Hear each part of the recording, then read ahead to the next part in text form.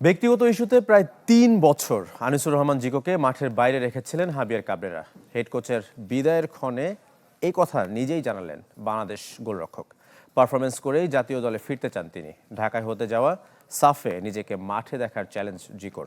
জিততে চান শিরোপাও।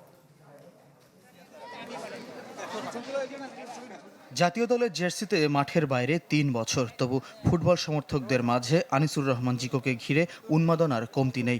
ঘরোয়া ফুটবলে চলতি মৌসুমে বসুন্ধরা কিংস জার্সিতে মাঠে নিয়মিত, তবে বাংলাদেশ দলের সবশেষ ভিয়েতনাম সিঙ্গাপুর মিশনে হাভিয়ার কাবরেরা চূড়ান্ত স্কোয়াডে জায়গা হয়নি। নিজেকে প্রমাণ করেই আবারও জাতীয় দলে ফিরতে চান জিকো।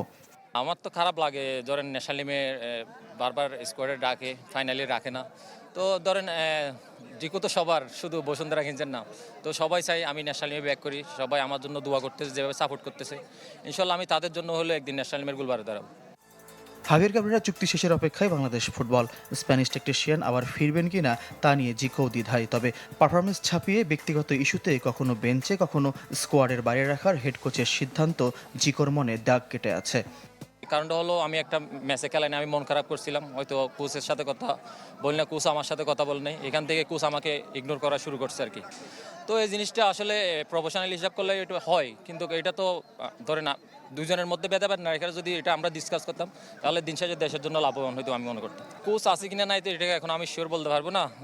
আমি আশা করি আমি সবসময় রেডি ন্যাশনাল টিমে ব্যাক করার জন্য। সবশেষ 2023 বেঙ্গালুরু সাফে দক্ষিণ এশিয়ার সেরা গোলরক্ষক হয়েছিলেন আনিসুর রহমান জিকো। এবছরের সেপ্টেম্বরে দেশের মাটিতে অপেক্ষায় আরও এক সাফ। দক্ষিণ এশিয়ান শ্রেষ্ঠত্বে নজর জিকোর। এটা তো আমার সবসময় কাজ করে, আমার আবার সাফ খেলতে হবে, আমার সাফে সেরা গোলকিপার হবা, এবং আমার খুব ইচ্ছা যে আমি দেশকে একটা সাফ শিরোপা উপহার দিই। বাংলাদেশ লিগে শনিবার বসুন্ধরা আরামবাগ ম্যাচেও সেরার পুরস্কার উঠেছে জিকোর হাতে। ফয়জুল ইসলাম, চ্যানেল 24, ঢাকা।